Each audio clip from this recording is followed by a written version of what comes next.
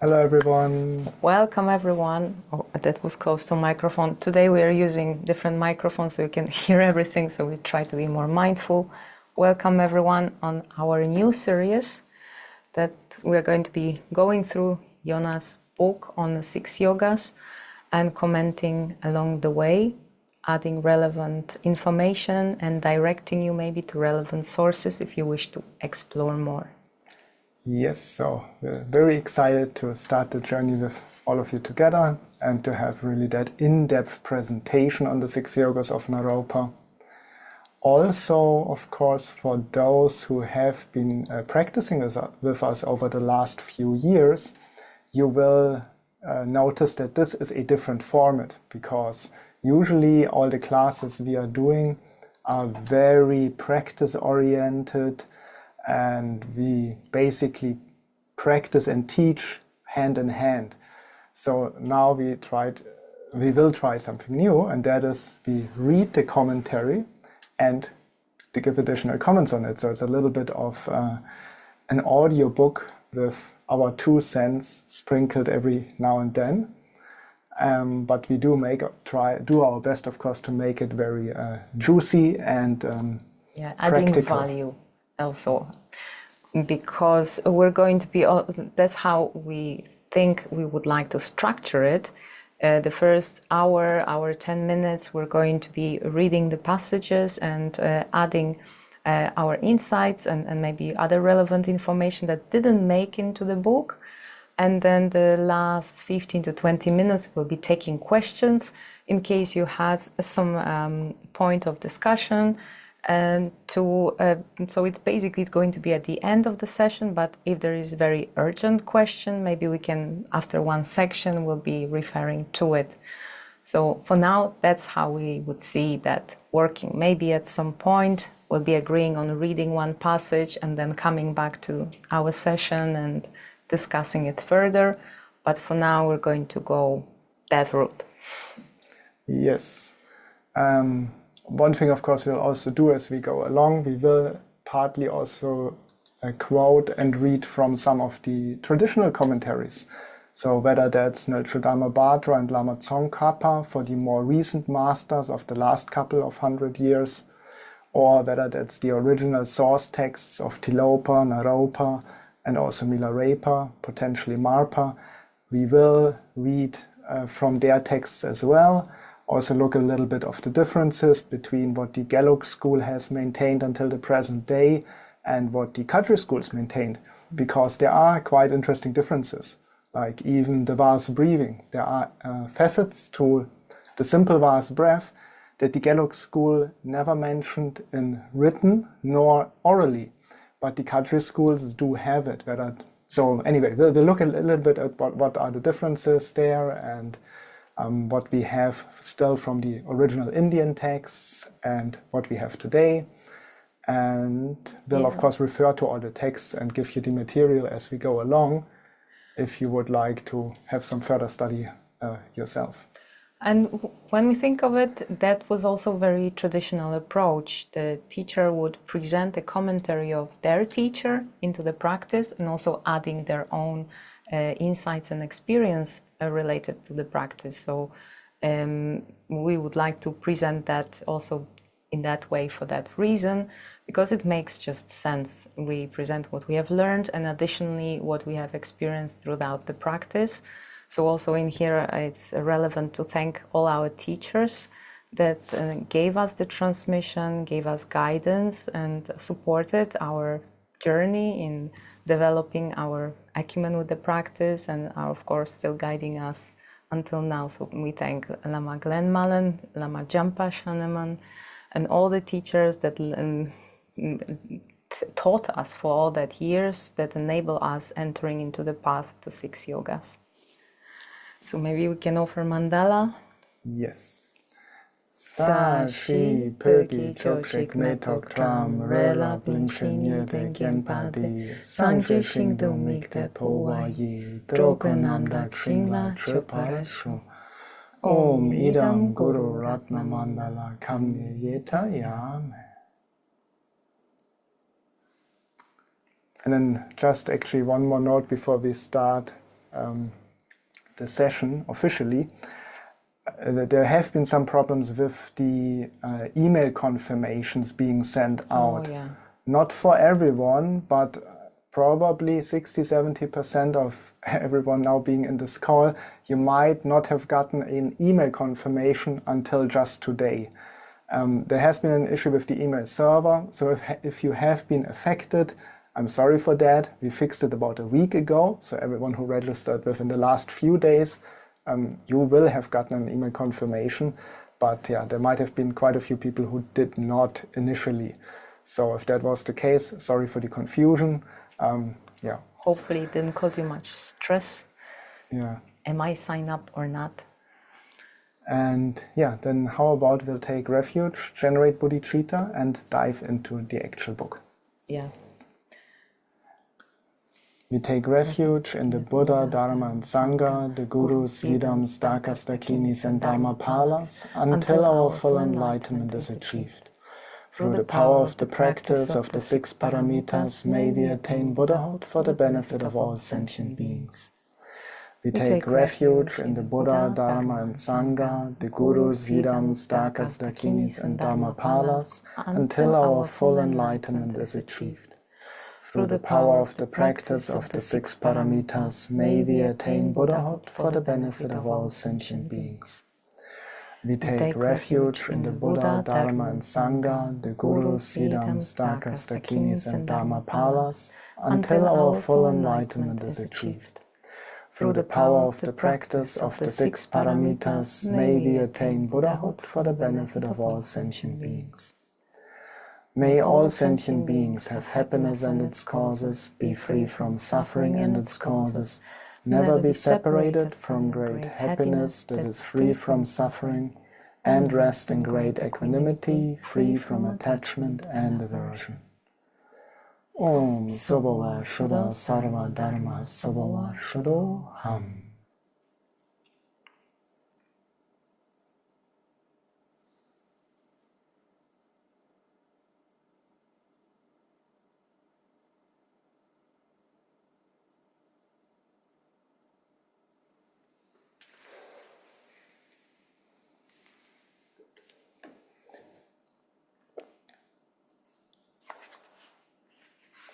And then let's kick off with the foreword on page 13. So either all of you have your own copy of Jonas' book, or maybe through that series you're going to be enticed to get one, or it will be maybe enough for you to just listen and get what you need for your insights or for your further steps on the practice from what we are sharing here. Yes.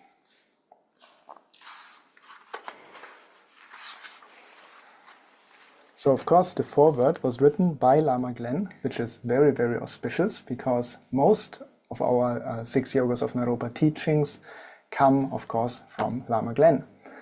We did receive other transmissions as well, like from Lama Jampa and Tengar Rinpoche, and of course all the great written sources from various masters of the past. But really one of the major inspirations and sources is Lama Glen. And of course, he made all the translations over the last 50 years, published so many books and had so much dedication and effort and work put into the Dharma work and spreading the Dharma, which is very, very nice. And it's really wonderful that Lamala wrote a foreword for this book. I'm delighted that one of my students, Nakpa Jonas Over, has taken up the task of presenting an easily understood commentary to the practice of the 6 Yogas of Naropa. Jonas has dedicated many years of his life to the Tibetan Buddhist tradition of Vajrayana training and is well qualified to create a manual of this nature. On a personal note, he attended numerous 4-month training programs on Tummo and the 6 Yogas that I gave on various platforms over the years, and also organized several series through the administrative auspices of Vajramandala, a practice community led by himself and his wife Nakma Gosha. If the audio, anything is off, please let us know, because we have this little clip-on microphones, using them for the first time. So just in case, if you can't hear well, let us know. We'll see if we can fix it. Sometimes I refer to the 6 yogas of Naropa as Tibetan Kundalini Yoga. Tummo, or inner fire, serves as the first of the 6 yogas, and also as foundation stone to the remaining 5. The Buddha's name in Sanskrit is Chandali, a term very close to Kundalini. Tummo is an ancient Indo-Himalayan tradition of working with chakras, nadis and bindu, energy centers, energy pathways, and subtle neurochemical drops, in an attempt to balance male and female forces within the practitioner, and thus generate a subtle physical platform for a higher or more subtle consciousness. As the Dalai Lama once put it in an interview I did with him in the early 80s, Sutrayana practice emphasizes the mind and mental transformation as the approach to enlightenment. Vajrayana practice emphasizes the body. By this he was referring to how Tummo and highest Yoga Tantra try to balance the male and female bindu drops in the body, automatically giving rise to a superior meditative environment and thus facilitating a far more rapid enlightenment. That sounds good. Rapid enlightenment. Who wants to wait countless kalpas for their enlightenment, right? Which is what exactly the Sutrayana method would provide. Sutrayana, based on the sutras, of course, it provides us already enough insights and wisdom concealed in various sutras for us to collect merit and wisdom.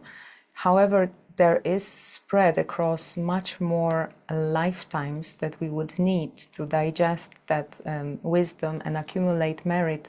So it's not inferior path in order to achieve enlightenment, it's just slightly longer.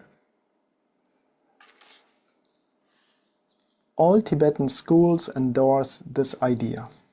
For this reason, we often see it said that the path to enlightenment by Sutrayana methods alone takes many lifetimes, over 3 countless eons. Only through supplementing these Sutrayana methods with Vajrayana Tummo can we achieve Tsetrik Lutrik Sangye, enlightenment in one life and one body. The lineage of the 6 yogas of Naropa was brought to Tibet in the mid-11th century by Marpa Lodsawa, and over the generations to follow found its way into the enlightenment trainings of almost all sects and schools of Tibetan Buddhism. All 12 Kagyu schools, being directly descended from Marpa, regarded as a principal pillar of their education system. The Gelugpa school formed some 3 centuries after Marpa's death as a fusion school that built upon the strongest lineages of transmission from the earlier schools. With special focus on the Renaissance Trekure schools that emerged in the 11th and 12th centuries when the Buddhism of India was being destroyed by the Muslim invasions.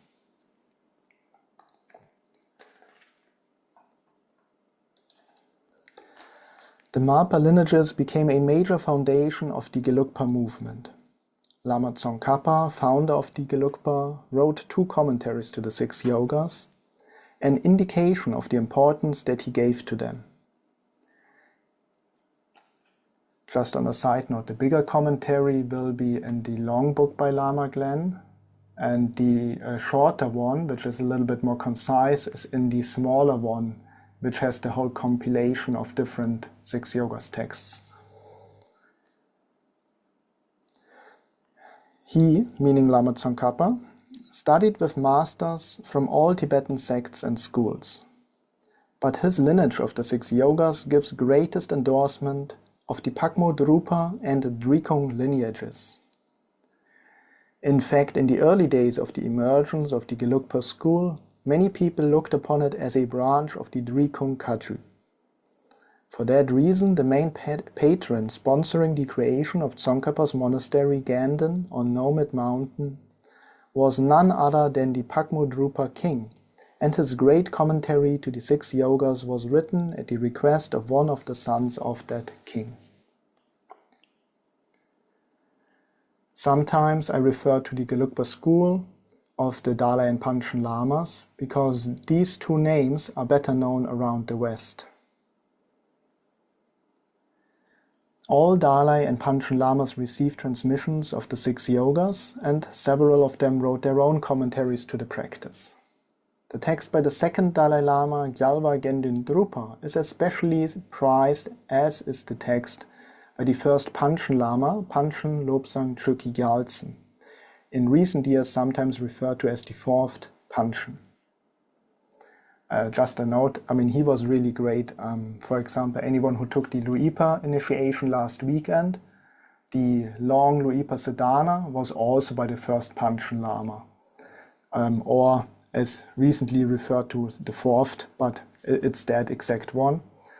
Then the 6 Yogas text that Lama Glen refers to here by the 1st Panchen Lama is in that shorter book of Lamala, which Anthony was so kind to put it in the chat.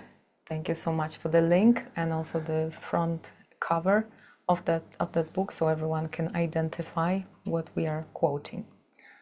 Yeah, and also those of you who have been taking the Gantapa Chakra Samvara completion stage teachings with us earlier this year, the commentary we've been relying on for that was also by the 1st Panchen Lama.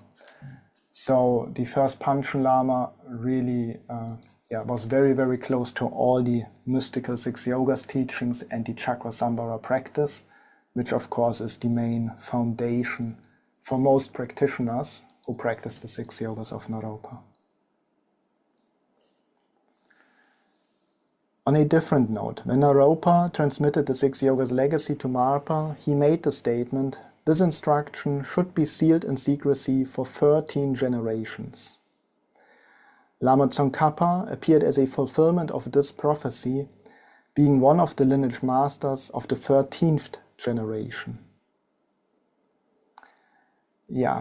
Sadly I must say, the Kagyu schools don't agree with that. They identified actually a different Lama as being the one in the 13th generation. So this is the Gelugpa idea of the 13th generation.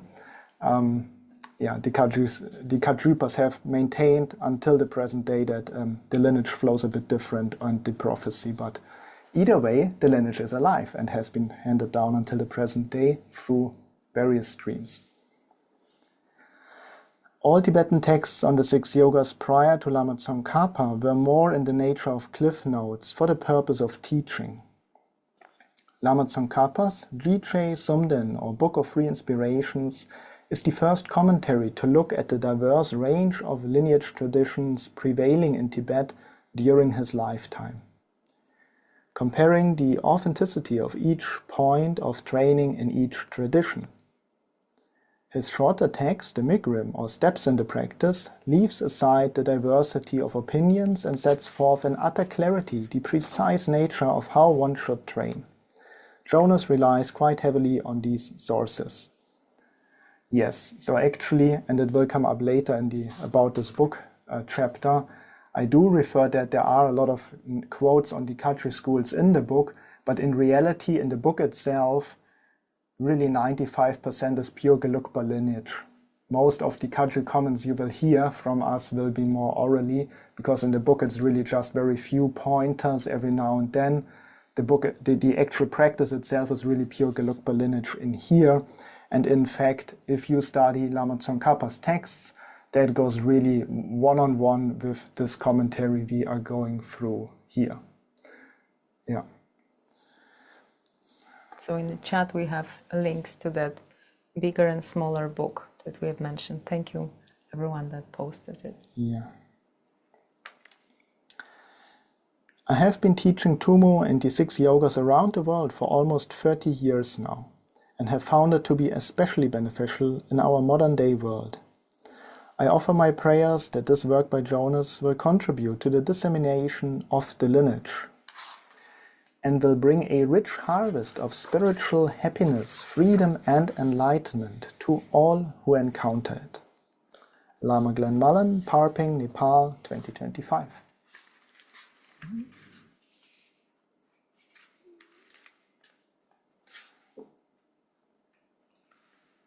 Should we go through a few questions about that section, or should we wait until the end? Howard is, yeah, maybe it's good before we'll dive deeper into the text. How is it asking if there's a PDF or ebook available for the book? Shipping into my countries will be difficult.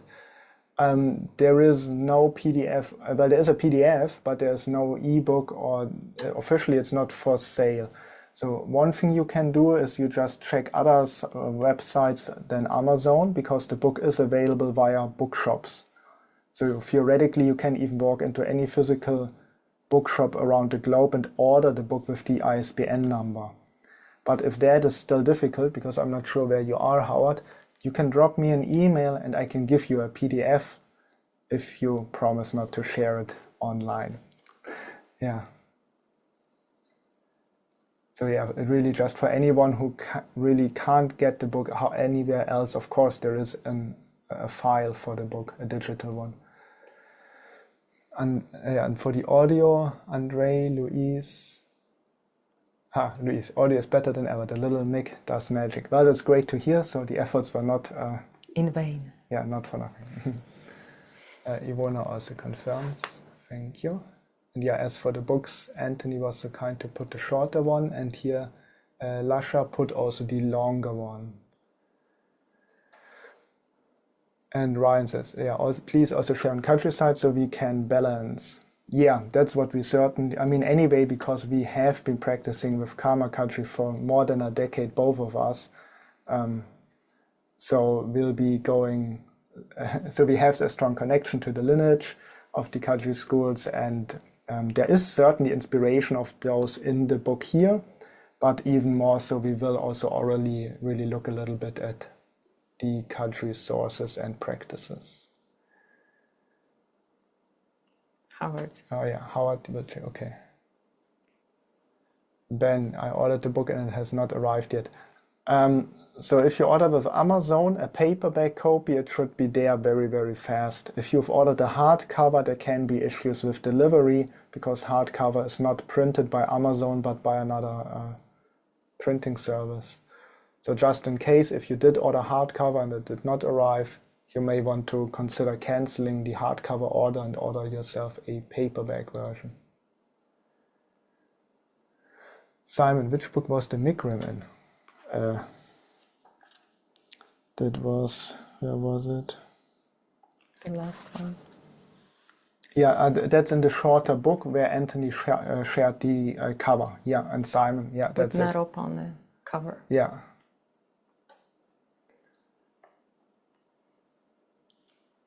Matja, how are the different lineages different? Geluk is ours, right?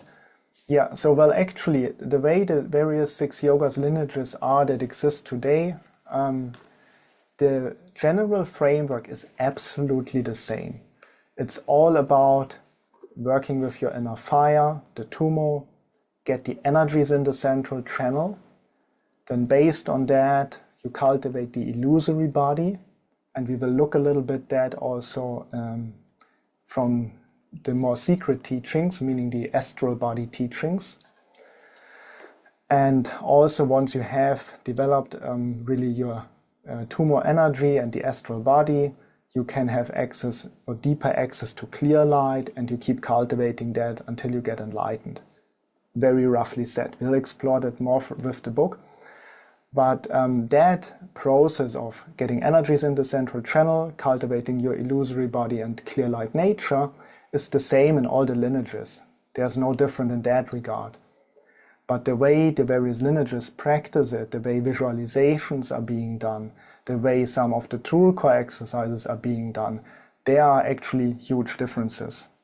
Yeah, but so we do look a little bit at those as well, because there are usually some benefits and drawbacks in all of those. Yeah. Yeah.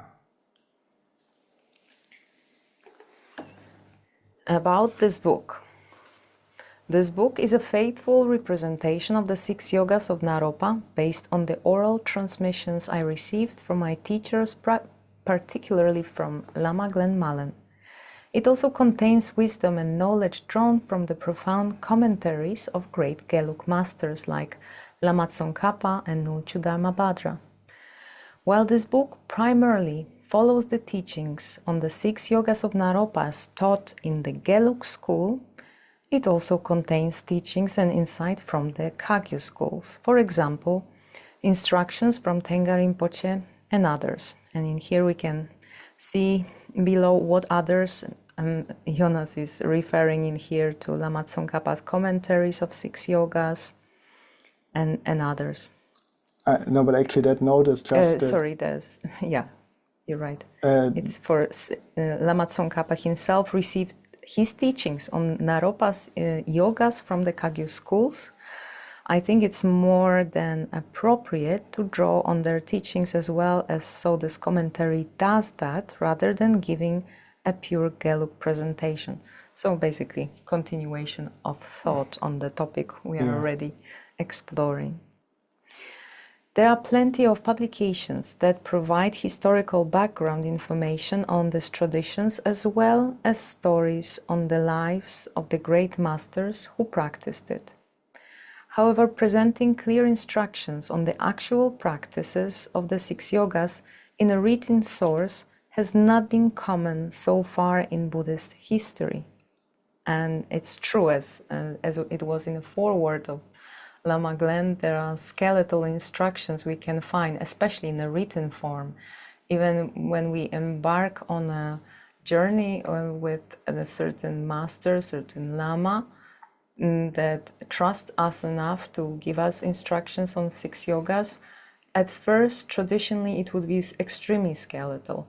And we would need to go through the preliminary practices and Lamrim training, graduation path, and then finally discovering more and more. And for many generations, it would be in the setting of a close retreat.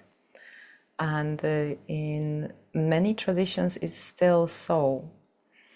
And later we'll discover that of now Lama, Dalai Lama and others think that it's no longer appropriate. Most of the historical commentaries are quite skeletal and often were regarded as outlines for lamas who give these teachings rather than as commentaries for practitioners engaging in the training. This book is different. While still following the original and authentic teachings of this practice lineage, it gives more detailed explanations and guidance than earlier commentaries on the subject, which previously could only be received through oral instructions. It is a practice guide on how to meditate and master the 6 yogas of Naropa. This is the book I would have wished to read myself when first engaging in this most profound enlightened training. And true so, at the beginning, when we started to collect various teachings, especially from Lama Glen, years ago, we were doing the written form, like Jonas took on himself to compile a guidebook, which steps to follow first. And it was really like 7 points in the bullet points, how to do it, because that's how we could have some clarity. And there would not be much else being that we could work from. And then later on reading commentaries and stuff. But anyway, nowadays we have access to translated commentaries, which is already a lot more privileged than practitioners of the previous centuries would find themselves in. So that book is, as we said, we're going to be commenting on that and adding additional value and direct you to other source materials. But it's already like, in the core, it's complete. You could start doing your practice in like very fair, on a fair standard, just from reading that book, and of course receiving the transmission and Wang from a qualified teacher, but hopefully most of us already are there. The teachings in this book were kept very secret in ancient India and Tibet, so one may wonder why this book presents them openly to the reader. In the early 90s, when Lama Glen was working on various translations of tantric texts, he consulted Lama Zopa Rinpoche on the issue of making secret teachings available via book publications. Rinpoche's answer was that Tantra is self-secret, which means that only those with a high karmic connection will encounter these instructions, be able to understand them, and put them into practice. Also, the Dalai Lama once said that the time of secrecy is over. I personally strongly feel that unless these teachings are actively practiced, they will get lost. They were never meant to lie as text on monastery bookshelves, but to dwell in the hearts and minds of worthy practitioners. And who is or isn't a worthy practitioner, in my opinion, is not to be decided by someone's rules, but the meditation effort of each individual yogi and yogini. So for sure there was a reason why it was kept secret for many centuries. So the prophecy mentioned before was being kept in that public knowledge, at least in Tibetan tantrikas, for many centuries, for the reason of preservation of these teachings, because they were foreseeing the danger of having them being contaminated or lost or utterly destroyed. And as we see the invasion of Tibet in last century, in the 50s, that could have happened also maybe in other twisted ways. So for sure there was a reason to keep them secret.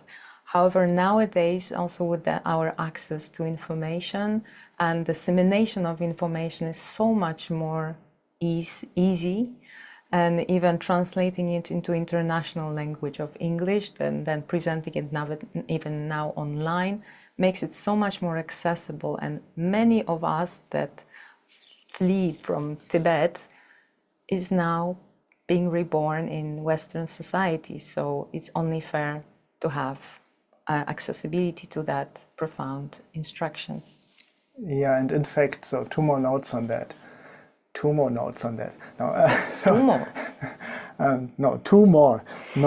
this. So first of all, there's also, of course, a lot of really wrong information out there these days. That's also the downside, really, of everything being available online.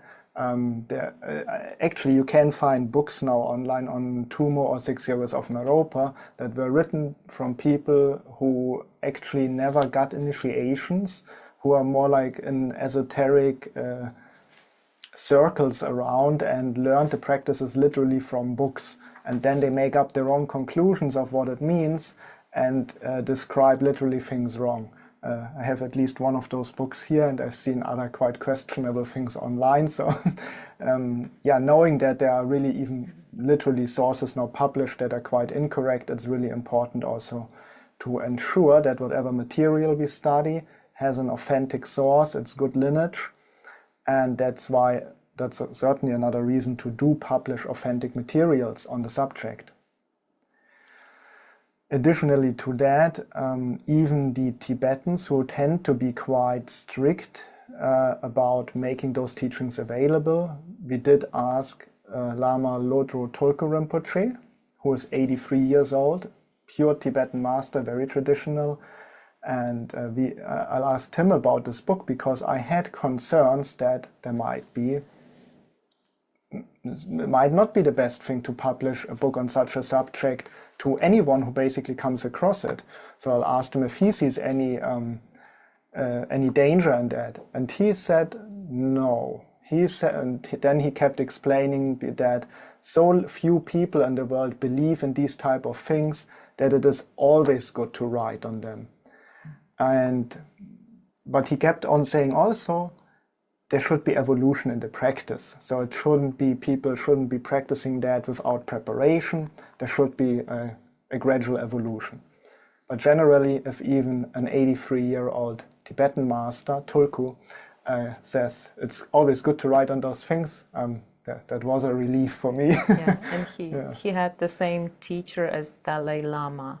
So his main teacher was Trijang Rinpoche, so also very profound teacher to rely on. And Lodro Tulku Rinpoche is also very authentic, representing the transmission and Tibetan culture at the same time. So we can trust his opinion, and that also aligns with what Lama Zopa Rinpoche said. Tantra is self-secret. So those people that will think that it's a wishy-washy or like airy-fairy, they won't treat that seriously anyway. And those that do need the preparation and need entering to the mandala of deity that all of that tummo completion stage is based on, through authentic Wang or empowerment. So that's the only way how we can enter in to get authorized to practice that completion stage tummo. But except for that, there are nothing that we should be really very worried about presenting that knowledge. Yes, and because it's such an interesting subject, the matter of secrecy, a little bit of history lesson. So in regards to those the prophecy that Naropa said, no, actually Tilopa said it to Naropa, it should be kept secret for 13 generations. What Lama Glen teaches, and the Gailok school in general tends to say, is that the prophecy or the advice was it should only be it should be an oral transmission for 13 generations. Mm-hmm. Here there's also a difference in the Kadri schools. So in the Kadri schools, they don't say it should be an oral transmission for 13 generations. They say it should be given to only one person for 13 generations. That is how they interpreted or passed down that prophecy. However, so that giving it to only one person at a time was true for Tilopa giving it to Naropa. It was also true for Naropa giving it to Marpa. Amongst really that whole plethora of students Naropa had, he has chosen Marpa to be the holder of that lineage, of this particular really esoteric secret teachings. And then Marpa gave this teaching only to Milarepa, to no one else. No one else of Marpa's students, and Marpa had a lot of students in Tibet, really great yogis and practitioners. But he chosen to only give it to Milarepa. But Milarepa then, he gave it to 3 students. So why did Milarepa change? It should be given to only one person at a time. And it's said that Milarepa at some point, he had a direct vision of Vajrayogini, and she lifted that veil of secrecy, and she gave Milarepa permission. You actually have to give it to more to have a stable lineage. And so Milarepa himself gave it to Gampopa, to Rechungpa, and to Nangtsong Repa. So there were potentially others as well, but at least those 3 major students of Milarepa, he has given it.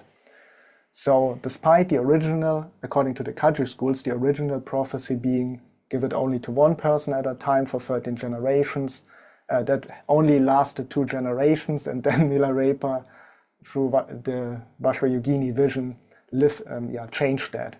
So there have been changes all the time on secrecy, but one thing is quite clear if you look over the last 1,200 years, or 1,100, something like that, that it's getting more and more open. So already Milarepa gave it to more than one, despite the prophecy, and so it just keeps spreading, and then more and more teachers write and more elaborate. That will be also an interesting evolution if you look at all the textual sources. So with Tilopa, Naropa, quite skeletal. Then Milarepa was actually also the first to write quite elaborate on the practices, but still not as detailed that you could really understand the whole process just from the text.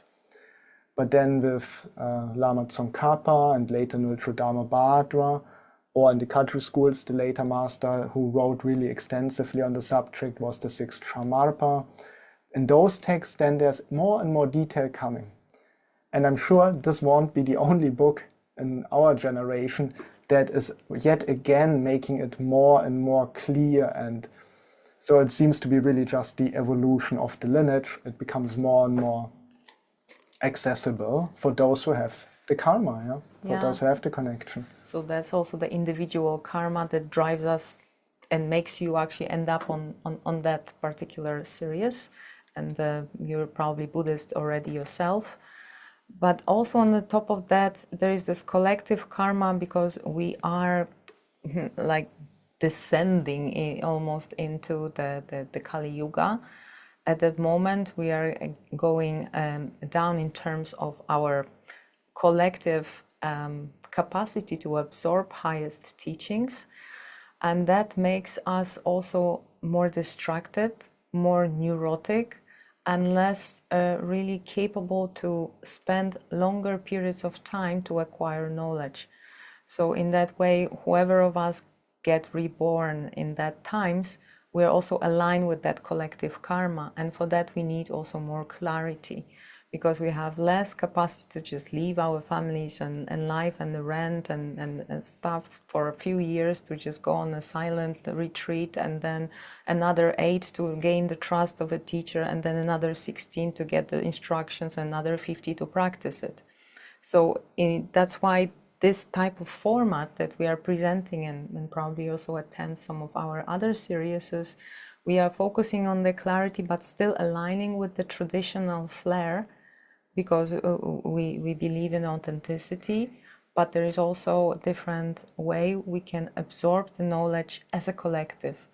And there is less ambiguity that we need and more clarity, and in the format should be shorter if we have if we are to take it on and also practice incorporating it into our daily life as a Western practitioners. So in here, a few more technicalities about that book. So this book is written in 3 parts. The first part covers the preliminaries for the 6 yogas. It is written in such a way as to give those who have little to no knowledge about this tradition a foundation in Tantric Buddhism and its liberating and enlightening wisdom.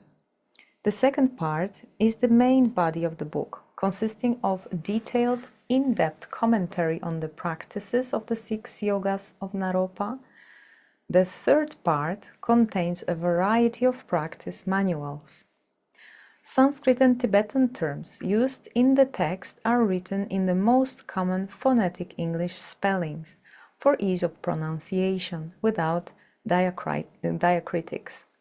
There is a glossary at the end of the book defining these terms in more detail for reference. So you probably had some traditional book in your hand before, and then you probably can find the Tibetan alphabet next to certain word that you cannot understand, and then the Sanskrit letters next to it with the transliteration either in Wiley or whatever, and it all makes a little bit confusing. And so going back to the previous thought I shared with you, the clarity is appreciated, and anyway we are learning new depths of that practice, so also deciphering between the Tibetan and Sanskrit and what we should take seriously and what not, it's being just lifted from our focus reading that book. So I think it was a good choice. But still, in the back you can check it if you are familiar with Tibetan or Sanskrit. So for your ease and clarity, it's all included, just in a... There's no like there's nothing, how to say, no university standard. It's really practical. It's not for scholars. This book is for practitioners. So, do we still have time? Okay. Plenty of time. You want to take care of introduction, or I should? However you like. I can go on. Okay, introduction. Is there maybe questions after that section? Oh, there are comments, yes. So, Matthew, both of Glenn's books have an original version and a revised version, slightly different titles and different cover pages. Yeah, a good note on that, because otherwise it might be confusion. What are the two books we talk about if you actually can find three? Tsongkhapa 6 was changed to 6 yogas. Ah, yeah, true. So there are actually 4, yeah. Then smaller one is the readings on the 6 yogas, became the practice of the 6 yogas. As far as I know, the books are the same, except the revised ones have a second preface. Yeah, that's very Good true. point, Matthew. So actually the revised ones, the short one is the one where Anthony put the link, and I haven't opened the other link that was in the chat, but so we'll show you the later versions of the book. So that is the longer commentary. Not a fan of the cover.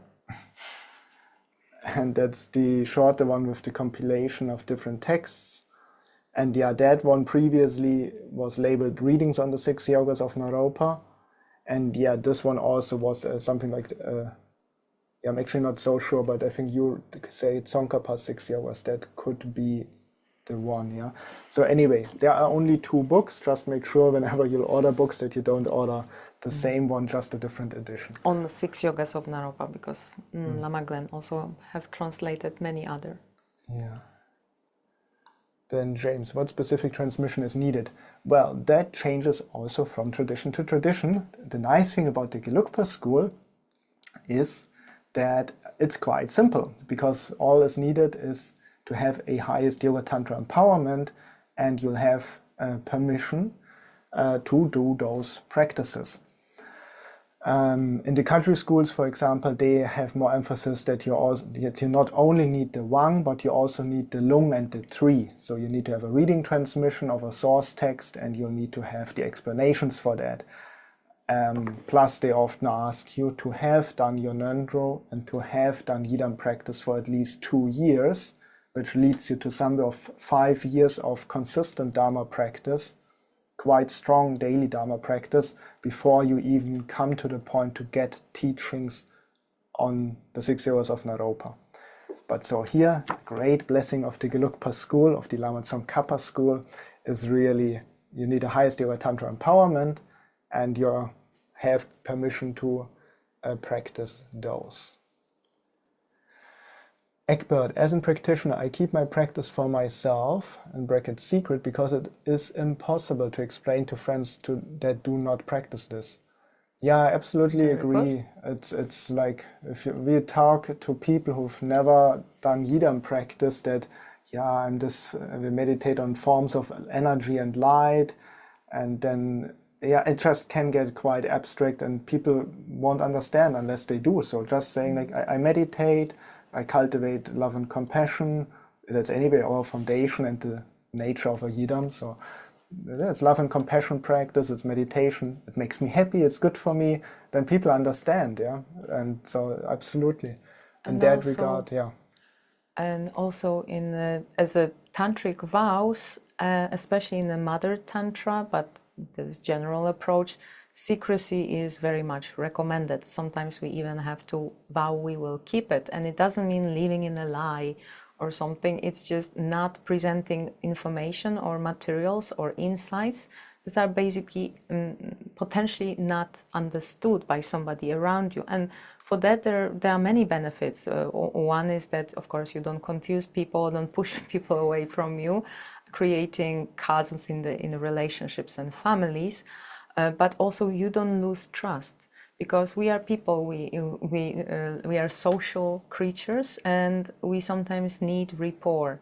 And when we present something and we don't see the understanding or support, sometimes it can dim our trust and confidence in what we are doing. So, and of course, traditionally it would be a protection of the lineage, and especially in a mother tantra, or in the traditions of Dakinis. Dakinis like secrecy. So whatever goes outside that is between you and Dakinis, they don't like it. So it is, we have to protect it. It's like protecting a valuable a tinder that we nourish throughout winter. If there is no necessity to open the door for the draft, why would you? And Imola, thank you. Paul, great work. Thank you so much.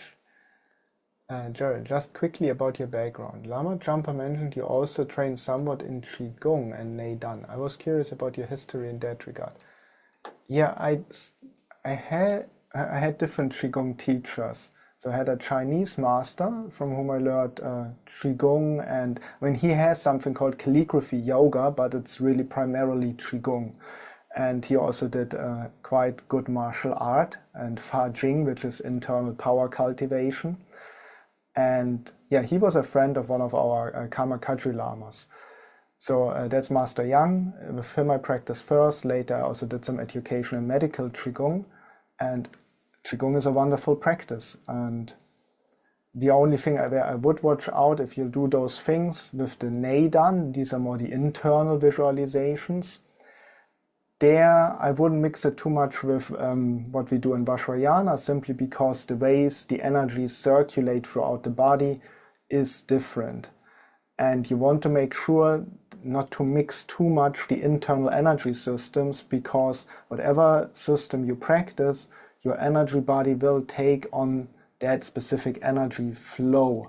And if you one day you work Tummo up and down the central channel, which is what we'll do in Buddhism. We work really with the central magnetic axis of the body, you could say. And then the other day you do some Nei Dan, where you work more like you have the various orbits of front and back, up and down in the body. It just flows differently. So generally, these are wonderful. I still do it, but I'd be mindful of just not mixing it too much, yeah? Especially the internal parts. Like yogas and qigong are important for the body maintenance, and also keeping our fascia and muscles and tendons ready to also subtle energy work that we are going to be doing in Tummo. However, it's not the system we want to follow complete as an addition to the Tummo system or Chandali system, because then certain things are not aligned. And the whole thing with the energy work is how we visualize, how we use the pathways will create a certain how you say, infrastructure. So if you're using your subtle body in a certain way and then you use it in a different way, there is a certain misunderstanding, misalignment, and it can again create setbacks in your practice. So for that reason, not like, oh, don't mix that because we don't want you there, we want you here. So it's more for your own benefit. Yeah, but generally, so if you do a Qigong where you don't have those microcosmic orbits and those type of things, perfect. You could do internal Qigong as well, but actually Tummo is internal Qigong also. So, yeah.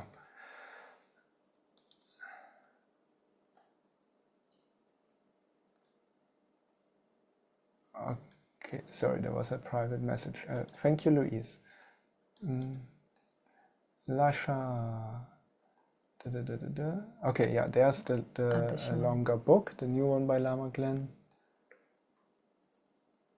Bakshi, do we need tantric vows to practice, or is that recommended? Well, if you have a highest yoga tantra empowerment, you'll anyway have tantric vows, but also, I mean, yeah, don't put too much emphasis on it. They can be quite complex, but yeah, in that regard, what Lama Jampa often says, he's quoting Garchen Rinpoche on tantric vows, and he has always two things to emphasize. One is we want to cultivate love and compassion to the best of our ability, bodhicitta, and then the other, once we have a bit of Mahamudra experience, ideally we never leave the Mahamudra state, but of course only Buddhas never leave the Mahamudra state, everyone else is going in and out all the time. So we just do our best really on those two parts, yeah, bodhicitta and Mahamudra. So everything, all the other vows are included in that. So just that's all, and yeah, that's it basically. Michael, thank you so much for your kindness for writing about these yogas with such clarity. I have been practicing and studying these yogas for many years in the Shakya tradition, and I very much appreciate your teaching. Oh, well, thank you so much, Michael. Shakya, you mean Sakya? Sakya? Because Shakya, I wouldn't, because Shakya, of course, Buddha Shakyamuni's clan was the clan of the Shakyas, but I wouldn't be aware of which school that'll be. Probably Sakya, if you can clarify, that'll be great. Thank you. Ryan, in Khatri, you mean Wang on the Yidam? Yes. Chakrasamvara all and instructions in 6 yogas are Chakrasamvara? Yeah, well, so in the Khatri schools, so first of all, they're really all about Chakrasamvara and Vajrayogini. And also they don't do the Naropa form of Vajrayogini, they do the Indrabhuti form, Vajravarahi. Because interestingly, Marpa, even though he got the 6 yogas from Naropa, he didn't get the Naropa Vajrayogini from him. He only got the Indrabhuti, the Vajravarahi form. And the Khatri schools, even though of course within Tibet, they could have gotten the lineage or probably have it from the other schools, but never bothered. So until the present day, the last 1,000 years, all the Khatri schools keep relying on Vajravarahi, so the standing dancing form of Vajrayogini, for their 6 yogas practice, and of course Chakrasamvara often as Yidam. But yeah, when we talk about authorization for you to enter the path of highest yoga tantra, one is what you need. Yeah, and absolutely. So, Luis, do we always practice the 6 yogas of Naropa within a context of a sadhana, or we can do it as a standalone meditation? You can absolutely do it as a standalone meditation. It is being referred to also throughout the book as we talk about the different practices. Any of the 6 yogas you can do as a standalone practice. Absolutely. Yeah. But it would be good if you'll have, of course, as a practitioner, if we have a daily sadhana practice, because it just gives us so much framework for our being. The cultivation of bodhicitta, all the meaning of the deity. It's profound and it's important in a way to understand it and to study it well. Yeah. Yeah, and maybe you know, on Wednesdays we have our Tummo practice sessions. So now currently we are in a cycle of Vajrayogini, and we've been doing generation stage for a couple of months, and just yesterday we started completion stage Tummo. And then we also outlined yesterday this principle that of course we need to learn our Yidam and have some form of self-generation, either through long sadhana, medium sadhana, short sadhana, or if we don't have much time, just quick self-generation, but still keeping connection to the practice and sadhana in the other days. And then devote ourselves into the Tummo practice after that. So it can be done in various different forms. But yeah, we teach that at length on Wednesdays. And Anthony, is the Mahamudra state the same state in Dzogchen? So, of course, as we'll read now in the introduction, the 6 yogas can be expanded to 10, then Mahamudra becomes one of the 10.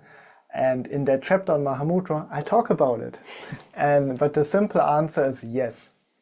So there might be teachers who say no, but most teachers I have, whether that's Lodro Tolku Rinpoche, or whether that was Lama Glen's and Lama Jampa's main tantric Geshe in Dharamsala, Geshe Nawang Darge, all of those, meaning Geshe Nawang Darge and Lodro Tolku Rinpoche, say very clearly, just like many of the original source texts, it is exactly the same. It's simply a different label. What is intriguing is that Mahamudra is a Sanskrit word and Dzogchen a Tibetan word, because Mahamudra in Tibetan would be Chakchen, while Dzogchen in Sanskrit would be Mahaati. So actually the Sanskrit words, the Tibetan words are actually very similar. So it's interesting that though today for one lineage the Sanskrit became more famous, for the other the Tibetan, but what it means is Mahamudra is the great seal, Chakchen, and Mahaati is the great perfection, Dzogchen. but it both refers to the ultimate nature of mind, the clear light nature of mind. And that state is obviously beyond words and expressions, but it is exactly the same. They just use different terminology to get there. Yeah, and why in the 6 yogas we use Mahamudra? Because that's the teachings Marpa got, and Marpa was really the one who brought it to Tibet. Bethany, so if we want to emphasize practicing the yoga, should we attend the Wednesday class? Well, so the Thursday class really is a commentary, so that's why we keep reading and chit-chatting away. Yeah, for actually learning how to practice, the Wednesday sessions would be the ones to tune into. What we can also do once we come to the part of the book where we get to the actual Tummo practice, we can line up the Wednesday classes, which have been going on for 4 years now, right? It just changes a little bit the focus, but it's like a continuous practice class on Wednesdays. Yeah, we are following different yidams as a generation stage and then train Tummo on Wednesdays. But so maybe in a month or 2 we can start lining up the Wednesdays with Thursdays. James, can they still be joined, or we have to wait for a new series to begin? No, they can be joined. Just know that if you join now, it'll be somewhat in the middle of something, even though we just started the Tummo. But there are no teachings. It's really just guided practice. Teachings will be here on Thursdays.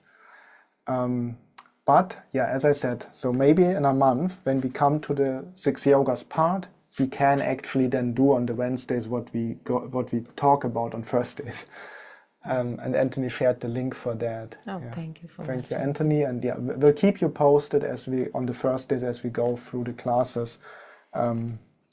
If you want to have actual guided meditation on the practices, because yeah, this is the class for the nerds, right? I mean, this is we just really we read the whole practice commentary, and we'll give you tons of background information to really learn to understand the 6 yogas of Naropa in depth.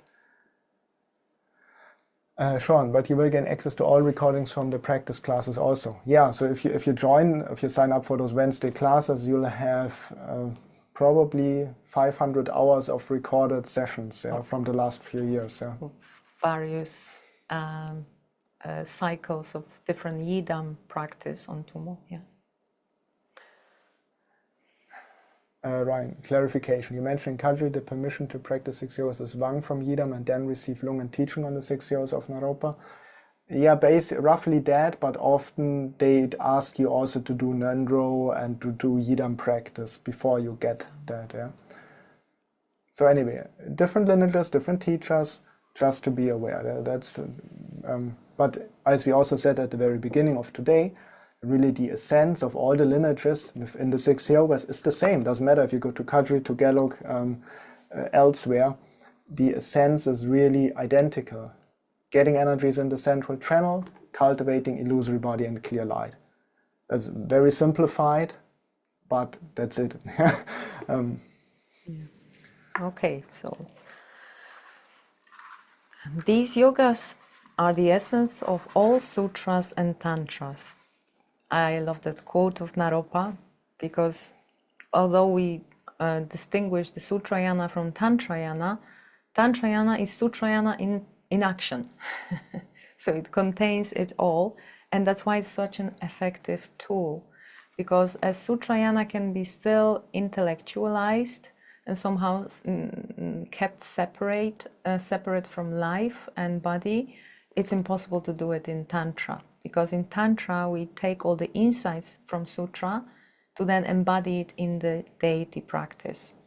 So then we need to have all of that concepts already intact to be able to engage our physical and subtle body to exemplify that wisdom. So that creates also a lot of merit and additional non-dual wisdom. So that's why it's so effective to create realizations and enlightenment in such a short span comparing to the path of sutras. So the historical Buddha Shakyamuni, who lived and attained enlightenment 2,500 years ago in India, taught what today is known as Hinayana, the small Hina vehicle, Yana, of the Buddha teachings, for those who wish to attain liberation from samsara, the suffering of the world, for themselves.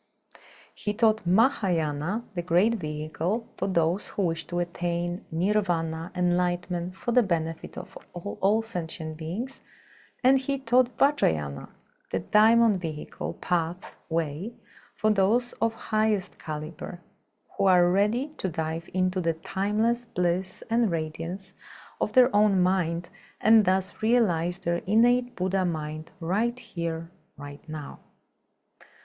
Each of these three paths has its own specific focus. In a nutshell, in the Hinayana teachings, the Buddha taught how to avoid actions that prevent enlightenment, such as killing, stealing, lying, etc., as those actions create bad karma, negative imprints in our mind. In the Mahayana teachings, he instructed on actions that generate and create a basis for enlightenment, such as the cultivation of bodhicitta and the 6 paramitas. These are generosity, right action, patience, joy, joyful effort, meditation, and wisdom. Within these two vehicles, the Buddha's wisdom is contained within his sutra teachings, in which is it said that enlightenment can take countless lifetimes, with the latter Mahayana being faster than the former Hinayana. However, the Buddha also taught Tantra, which enables one to attain enlightenment within a single lifetime. The Tantric teachings are exclusive to Vajrayana and are its defining characteristics. These teachings include instructions that can directly induce experience and realization of the nature of the mind and reality. These include methods like Guru Yoga, a practice of seeing an accomplished guru as the mirror for one's own mind, through which realizations can be directly transmitted from the guru's mind to one's own. Deity-idam practice, which is also known as a generation stage, and of course completion stage practices such as the renowned 6 yogas of Naropa that can easily lead to full enlightenment within one lifetime. All Buddhist tantras include both a generation stage, first stage of tantric practice, and completion stage, second stage of tantric practice. So just if you hear it for the first time, generation stage is that sadhana, that particular flavor of the yidam, of the deity practice. So it might be either Yamantaka, Chakra Samvara, Vajrayogini, Hevajra. Amitayus also has its dedicated Tummo practice. So it's in a generation stage, we go through the sadhana, the yidam identification, and then completion stage is that subtle body work through the nadis and bindus and our channels and chakras, which we are going to delve into later on. In the generation stage, we meditate on a deity yidam, a Buddha form of energy and light, and engage in visualization, mantra recitation, and other practices through which we purify and cultivate our mind and our being. With the completion stage, this cultivation is brought to full fruition. In the 3 lower tantras of the 4 classes of Tantra, completion stage training primarily consists of a Sutra Sthal Mahamudra, where we relax into the nature of our mind. In highest Yoga Tantras, this is taken a step further. Techniques like inner fire Tummo and clear light yoga, amongst others, are used to awaken our energy body and to directly induce the experience of clear light mind, our primordial and timeless Buddha mind. The 6 yogas of dharmas of Naropa, as they are known, are a set of completion stage practices of highest yoga tantra, which were compiled by Naropa's guru Tilopa. They became known as Naropa's yogas, as it was he who received them from Tilopa, further refined them, and then passed those teachings on to Marpa Lotsawa, Marpa the translator. Marpa, in turn, brought this precious transmission to Tibet, where they flourished and became famous as the teaching that can lead to full enlightenment within a single lifetime. Eventually, these teachings spread to all schools of Tibetan Vajrayana Buddhism, and in the 20th century they came to the rest of the world. Tilopa was an Indian Mahasiddha, a fully enlightened master, as he was his disciple Naropa.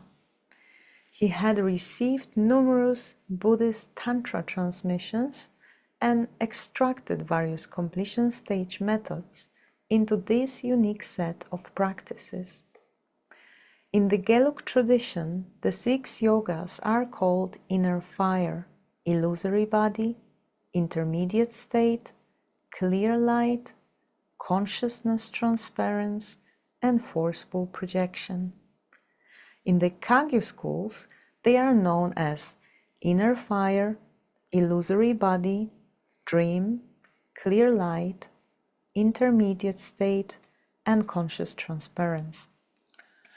Would you like to comment on that distinction? I think the most important part is already set on the next page. Okay, so let's just go.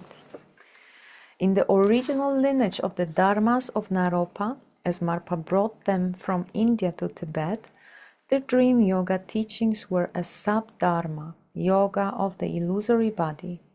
The Gelug school has maintained this categorization until the present day, while the Kagyu schools have replaced the forceful projection yoga with dream yoga, thereby giving its own place as one of the 6. The Kagyu schools made this change in order to keep a total of 6 yogas after they stopped the transmission of forceful projection, following the premature death of Marpa's son, Dharmadode, who was the main lineage holder of these teachings. There's actually a whole story behind it. However, the teachings of forceful projection have survived and are maintained by the Gelug school until the present day. As dream yoga is an essential part of the completion stage training in the teachings of Naropa, a forceful projection is not a suitable practice for most practitioners, especially today, as it will be explained in more detail later in this book. The present commentary follows the overall outline of the Kagyu schools. Okay, maybe here just for clarity, because at the beginning I said 95% of the instructions are pure Gelugpa, and that is true.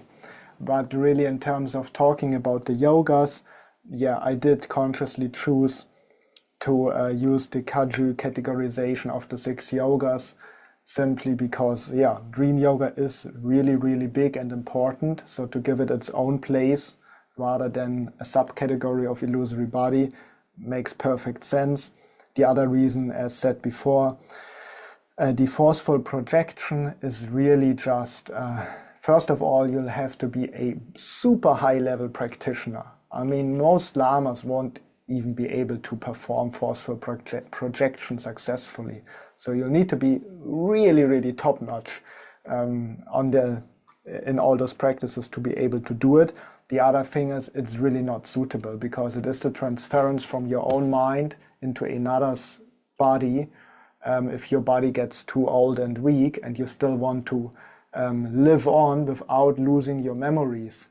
And then it said, if you transfer directly from one body, meaning from your body into the body of a recently deceased person whose corpse hasn't been injured, then you don't go through the bardo. And because you don't go through the bardo and you're not being freshly reborn, most of your memories from the old body you can directly take with you into that body.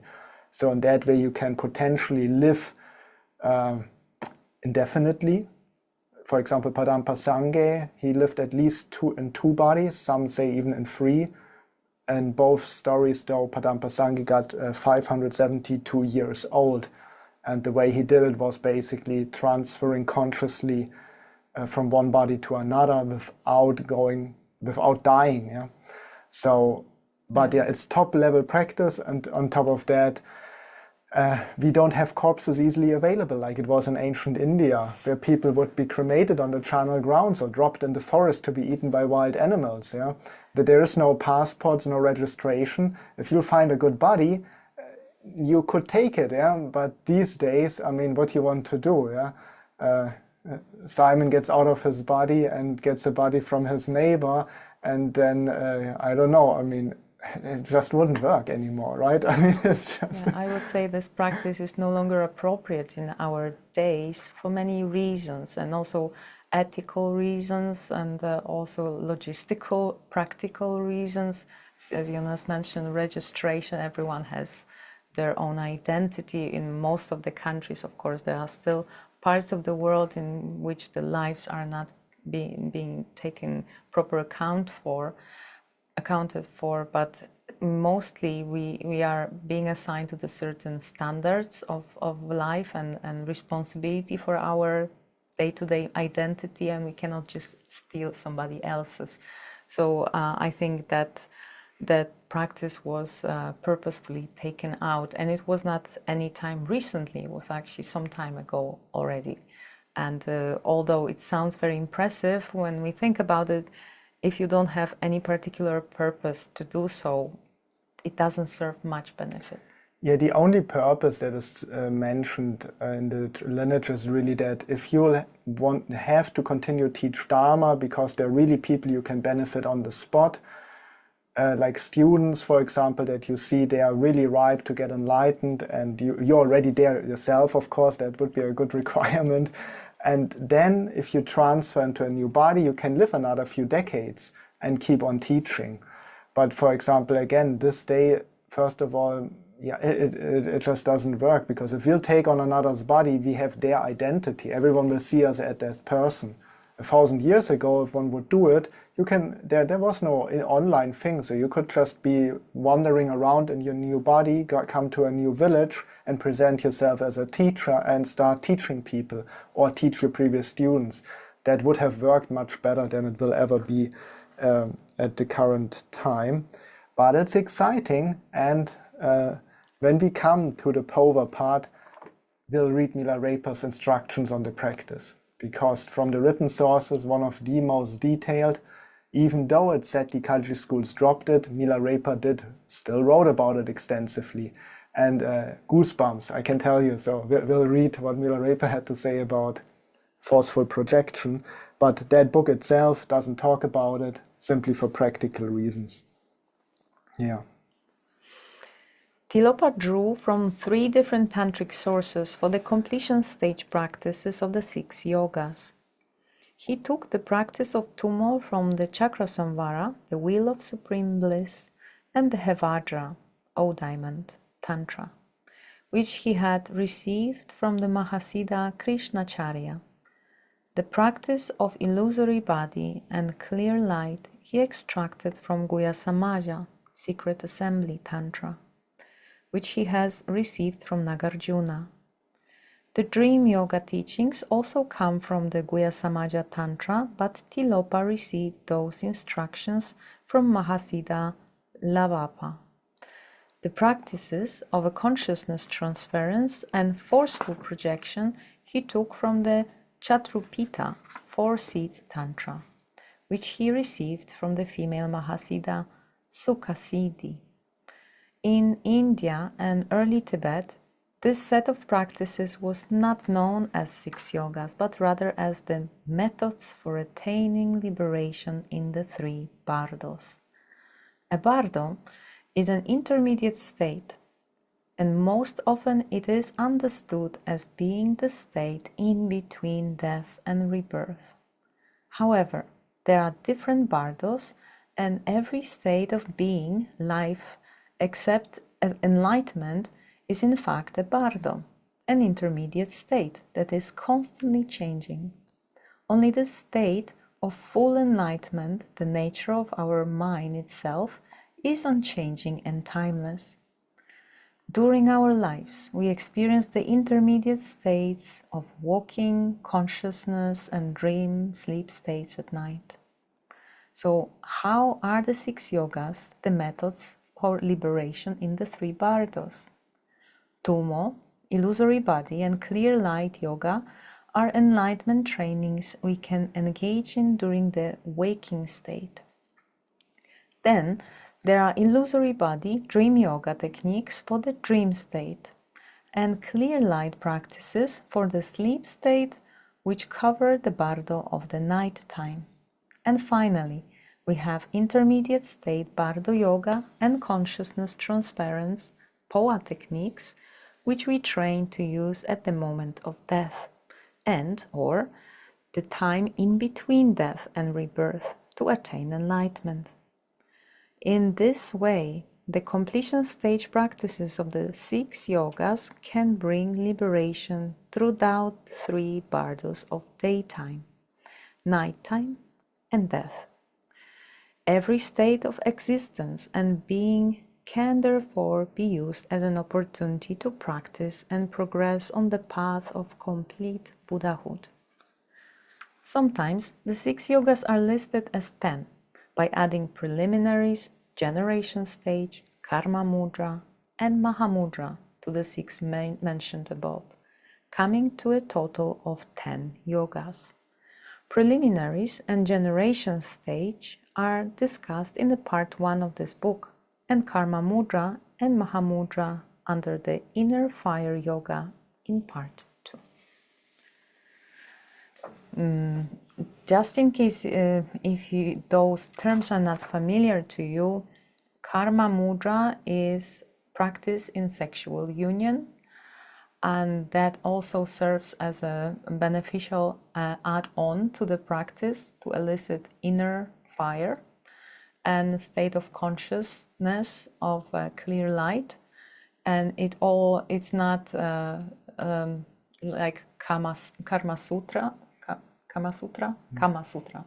It's not the same type of practices, and the outcome and motive is different, because we use the bliss of sexual union as amplifier of the processes that we ignite in the Tumo practice on its own. So we're going to cover that in detail later on, but just in case the karma mudra word was unfamiliar to you. And does anything else need a clarification?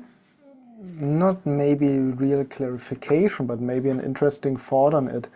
So while in Tibet often, and you might still experience that with some Tibetan lamas these days, there have been a lot of strictness around how to practice and how important the lineage accuracy is. It's actually quite interesting that what Tilopa did was quite rebellious in a way that he just mixed-matched the different completion stage systems of different tantras to his own liking. And it makes perfect sense because, for example, in the Chakrasamvara Tantra originally, there is not much on dream yoga itself.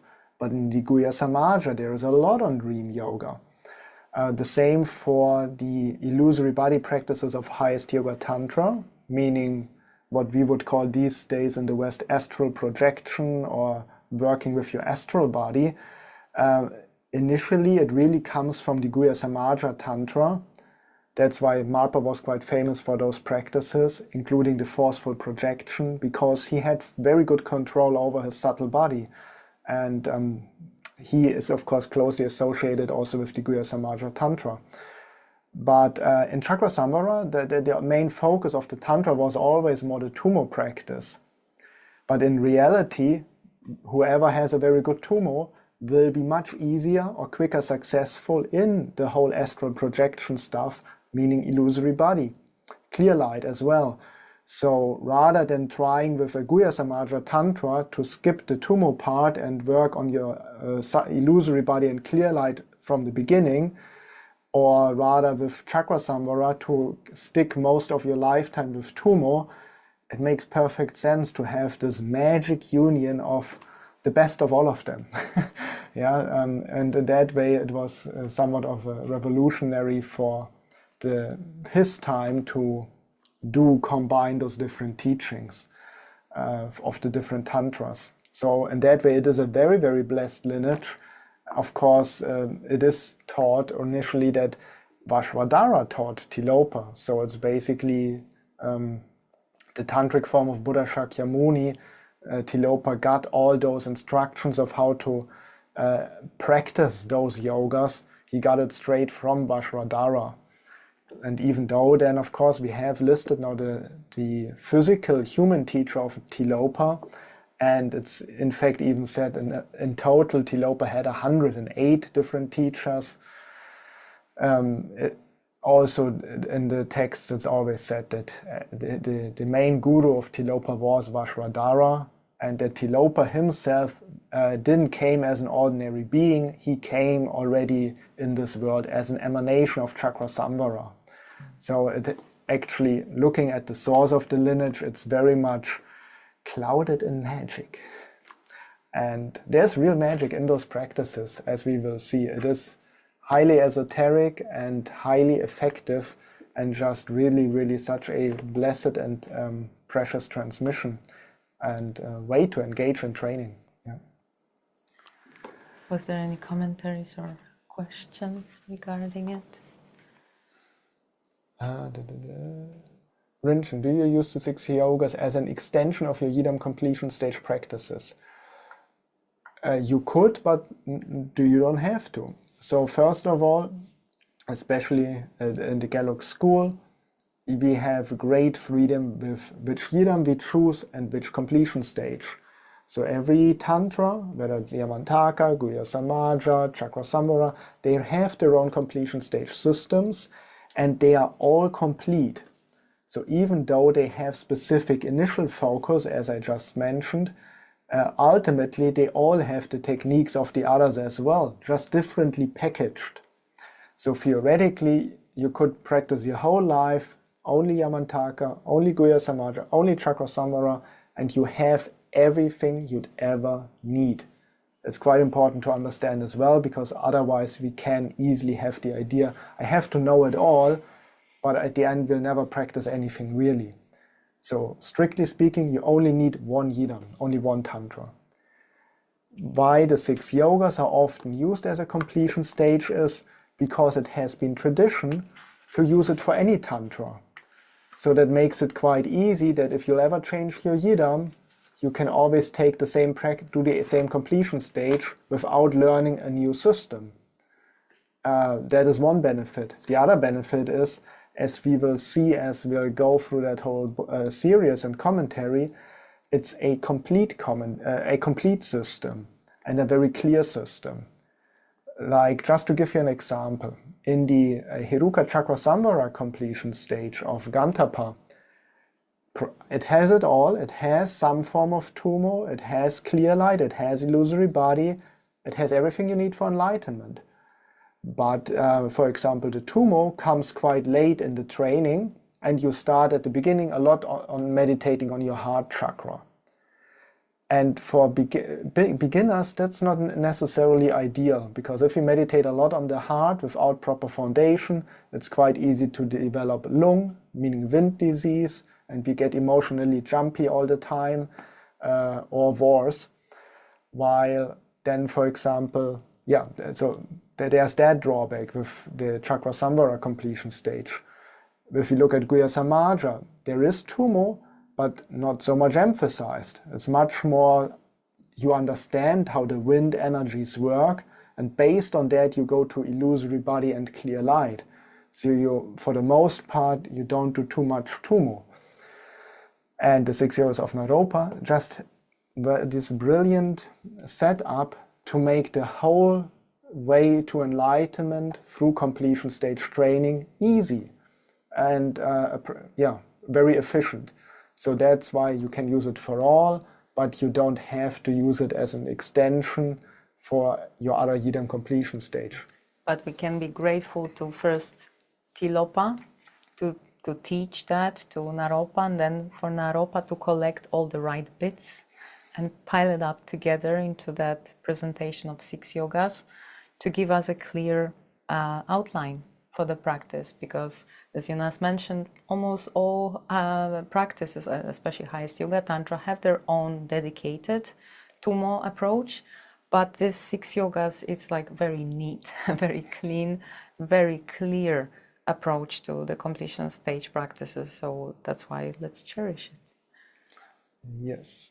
Ben, is our highest yoga tantra Tummo practice focusing on Vajrayogini? Well, depends what is your Yidam. Again, great blessing in the Gelug school. It's common to practice Tummo, or in general the 6 yogas, with any highest yoga tantra Yidam. It's most popular with Chakrasamvara and Vajrayogini because of the lineage connection, but you could do it with any other highest yoga tantra Yidam. If you would be following strictly a Kadri presentation, for Tummo, your Yidam would be always the Vajravarahi form of Vajrayogini. Always, no matter if you have any other Yidam, the moment you start doing Tummo, you'll shift to being Vajravarahi, no matter if you're man or woman. That is how the Kadripas maintained their way of practicing. But it's not the case in the Gelug and also other lineages. Yeah, so that's like good on us because we have more choice. I still choose Vajrayogini though. Yeah, absolutely. Kim, I just have to say my dogs are in the room with me and listening to you read. They are so relaxed now. Oh, but it's wonderful to hear, dear Kim. Love to those dogs. Ryan, what's the difference between dream, illusory body, and sleep, clear light, as you have mentioned? Can you continue the story of Marpa and the transference of consciousness? Oh. It's actually coming at some point, right? Yeah, it's anyway coming. So I think I'm sorry, Ryan will just postpone those questions for now. To give it the justice, because it is the whole story and it has few nuances. If we would present it right now, it would sound very controversial in its skeletal form. So we need to insert a few buts there. Yeah. Anthony, how was Niguma involved in the 6 yogas of Naropa? Well, it's not very clear because there are a lot of different historical accounts. And I mean, in fact, in a way, if you look really at what we'll know historically, there are even Tibetan texts who say that it's not clear if Marpa ever met Naropa in person. It's very clear that he met Maitrippa in person and supposedly Niguma. But in terms of actual historical facts, it could be that Marpa got Naropa's lineage only through his disciples. That's another thing to be just aware of. The way it's being talked about in the different schools, hard to say because things have changed. And for example, the person who really made it in Tibet popular that who made the early Kadri masters so popular in Tibet was Tsangnyön Heruka. He was a wild and controversial yogi, though highly famous, but controversial because he used to wear human bones in his hair and stuff. So he was wild. Well, but you once did that too. Never. But he did wrote Milarepa's biography, Milarepa's 100,000 songs, and he wrote in the last year of his life Marpa's biography. And for him it was really and he also wrote commentaries actually on Chakrasamvara, 6 yogas and whatnot. But for him it was really important to make a very close bond between the early Tibetan Kadri masters and the source of India. So he just liked to emphasize the strength of the lineage, while other Tibetan sources say actually the bond wasn't that strong actually. So that's just to keep in mind. And now to answer your question, how was Niguma involved in the 6 years of Naropa? Again, no one really knows. Some say Niguma was Naropa's physical sister. Others say she was his spiritual consort and they were practitioners of equal level. So The most common thing seems to be that Niguma also got the 6 yogas from Tilopa, but she had a different stream kind of transmission, and yeah, it did went then to the Pamting, to Kungpo Naljo. Kungpo Naljo was then the Lama who brought the 6 yogas of Niguma to Tibet.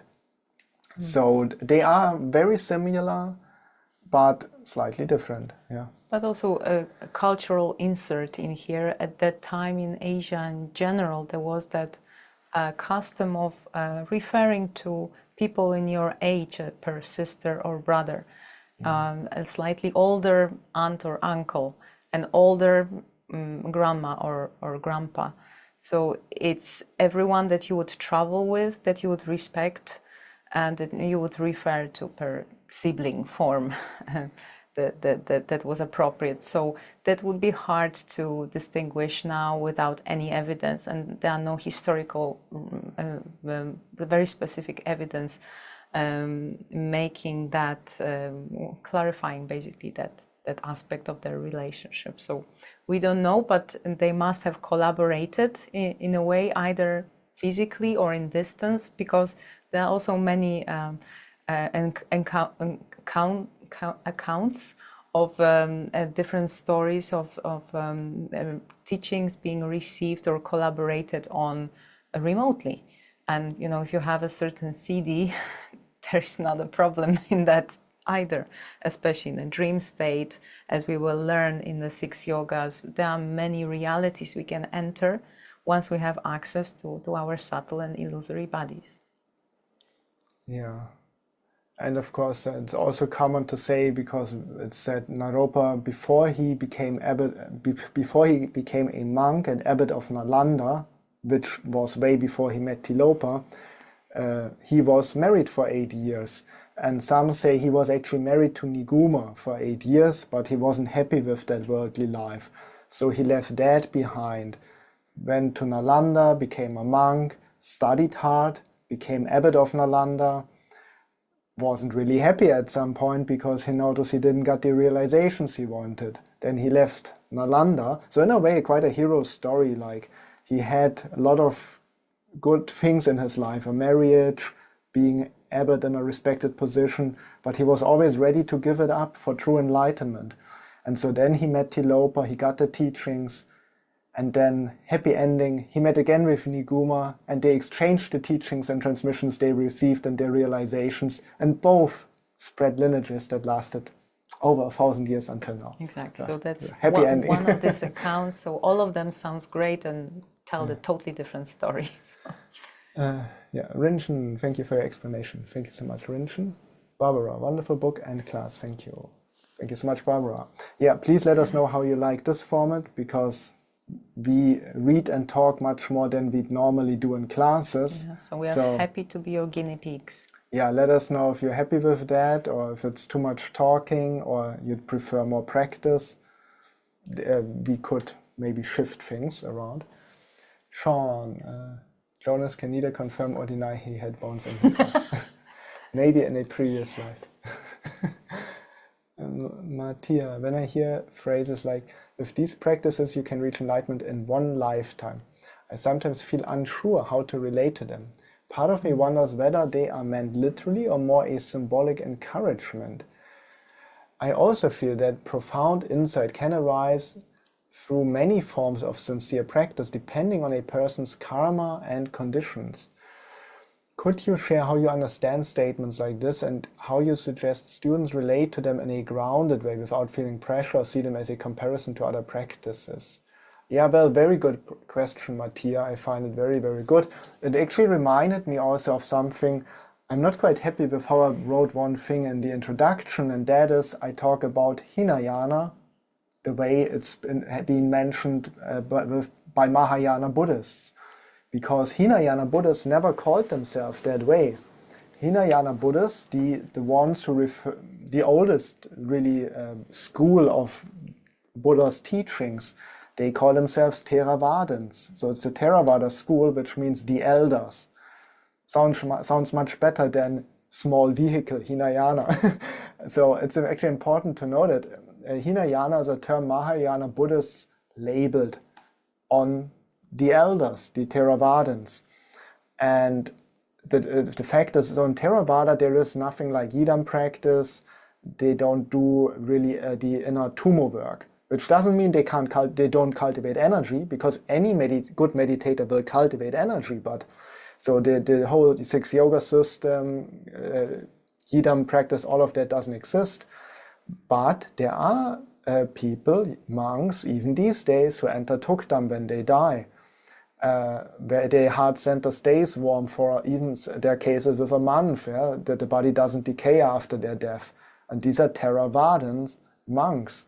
So that just on the note of other lineages, or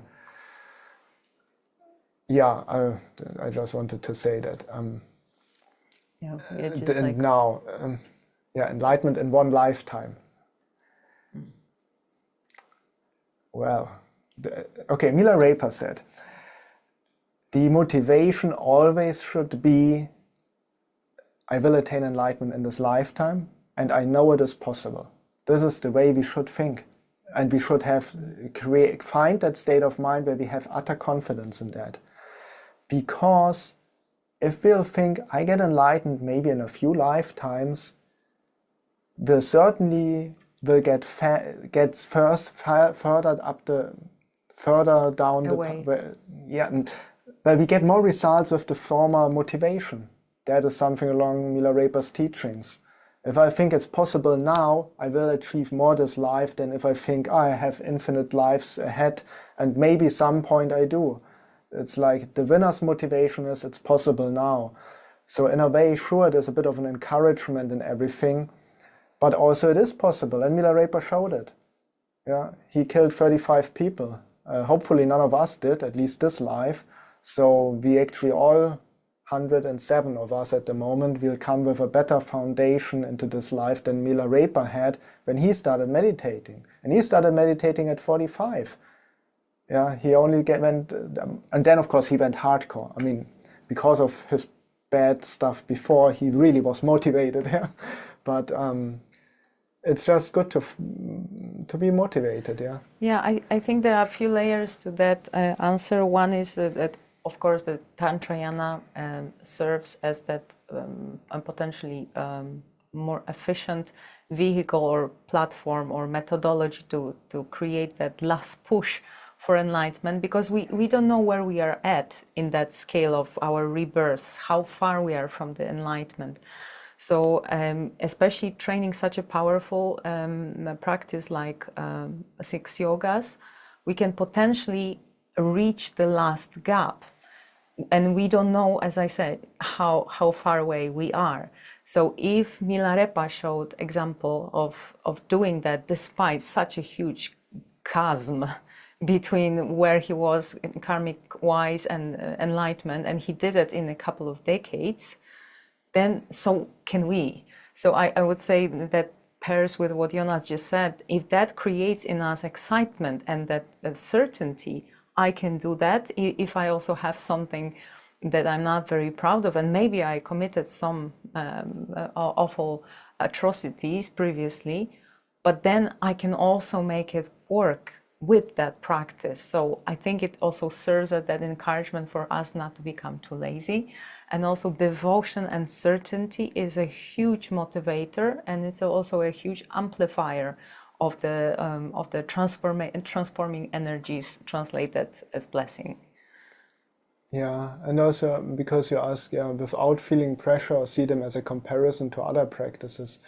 Yeah, I mean that's just really that's one of the reasons it's good not to talk too much about your own experiences, because if you'll have an experience that's profound to you and you shared it with someone who might not validate that experience, you have put out your good energy and then it's being dropped because the other person is not cheering for you.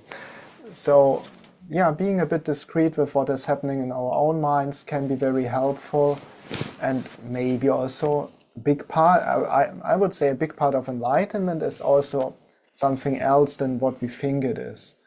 And I can just say a big part for me is just to be content and happy in a stable way on a daily basis. because our human mind usually is constantly, I need this, I don't need that, I don't meditate enough, have to meditate more, I have to do this, and anyway I have to achieve all those things. If we can drop a little bit, I have to do this, I have to do that, I have to be like this, I have to be enlightened, I have to be a better person. If we can just be a bit more content, a bit more happy in here, a bit more loving with our own mind, with our own person, with our own story, with who we are, then we can be also, will naturally be more loving with others. And I think, yeah, a big part of enlightenment is stable contentment, happiness on a daily basis. Yeah. Madhya, I've been practicing Theravada Buddhism for a few years, and now I'm learning about Tibetan Buddhism. When I hear statements like enlightenment in one lifetime, I notice that it sometimes triggers fear or pressure in me rather than self-compassion.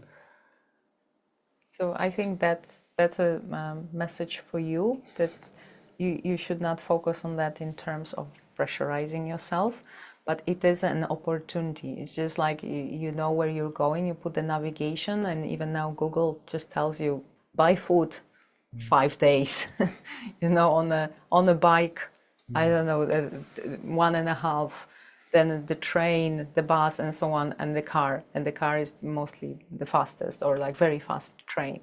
So the same, when you look at that, okay, I've been going that route with that vehicle, and now I'm entering the different one. And potentiality of getting there is maybe quicker.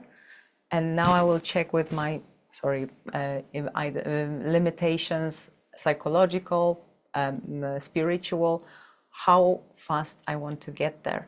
So the opportunity, like if Google calculates you can get there in 2 hours, doesn't need to mean you have to.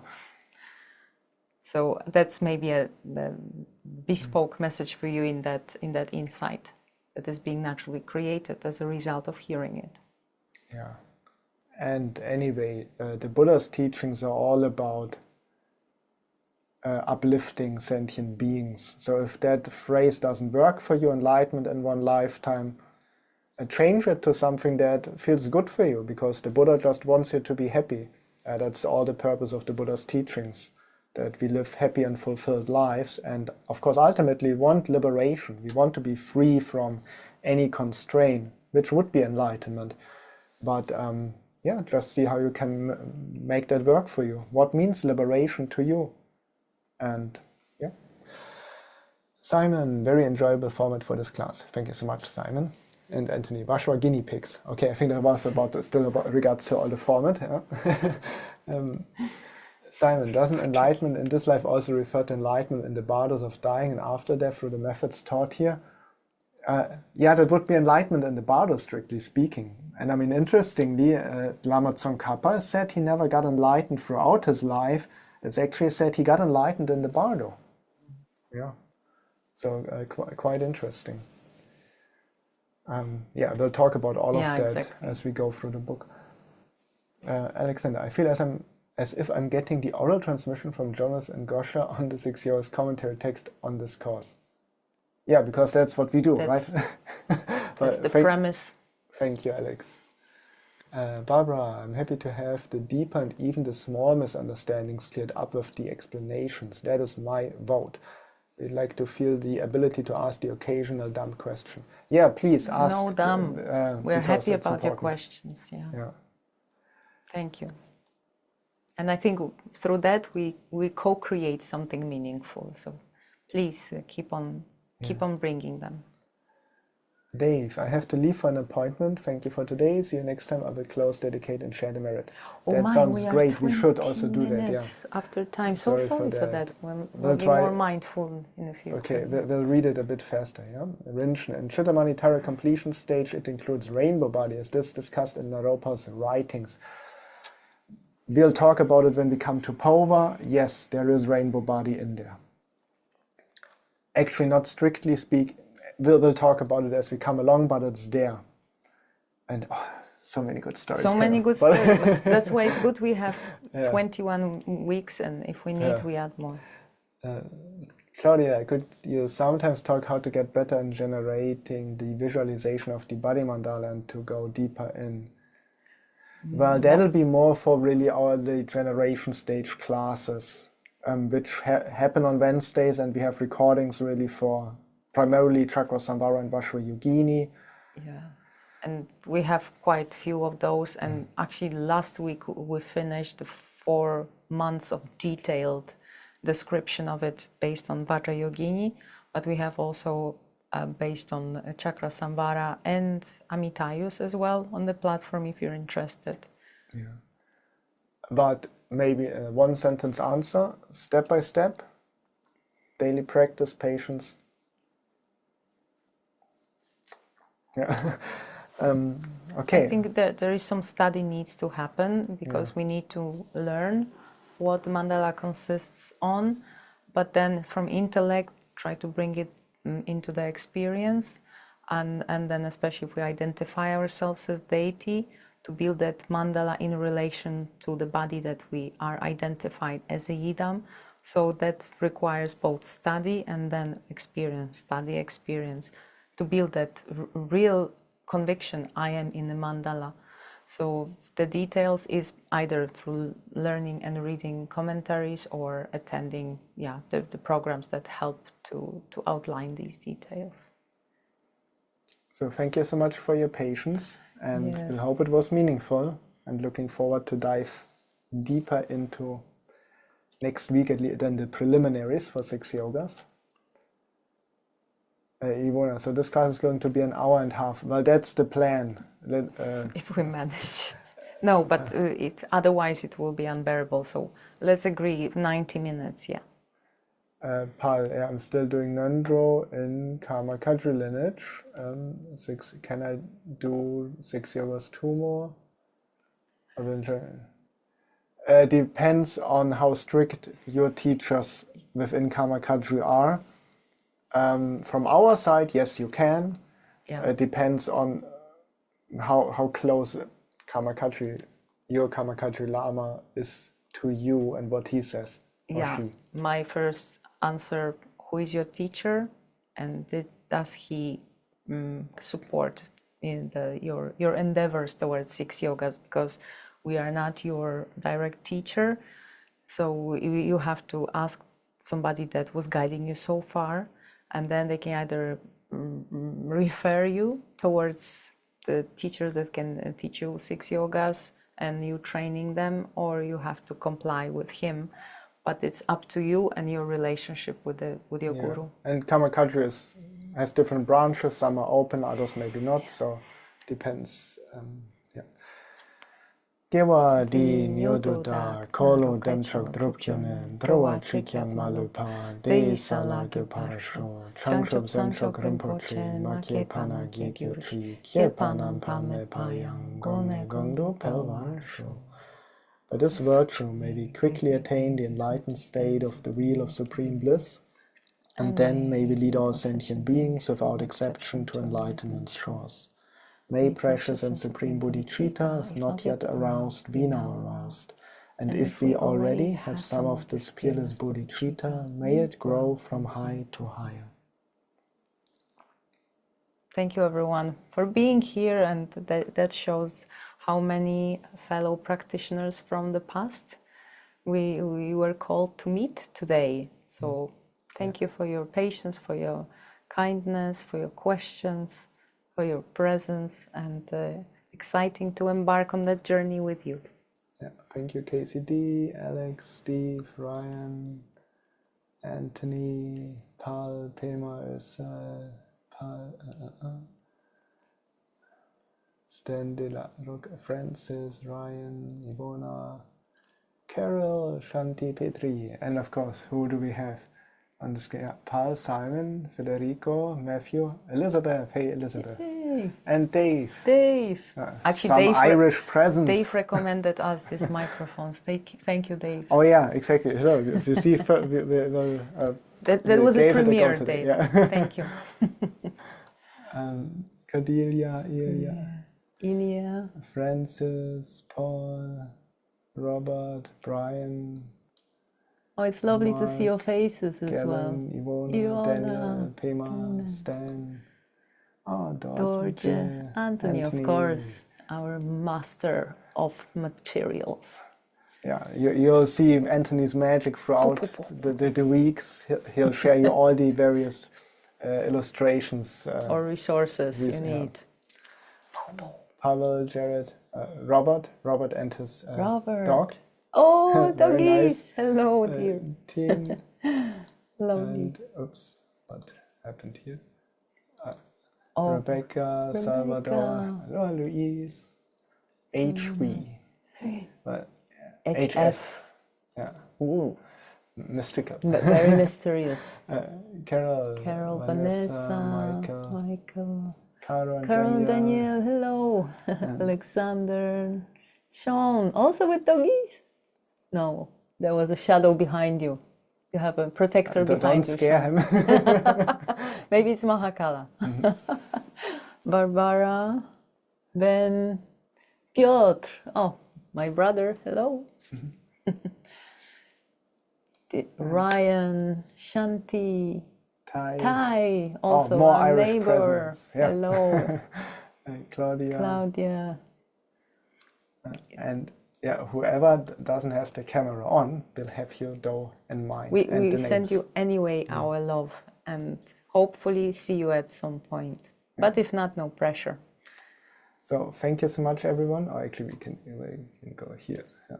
Thank you so much for tuning in, and looking forward to see you very, very soon. Thank you so much. Bye-bye. Bye.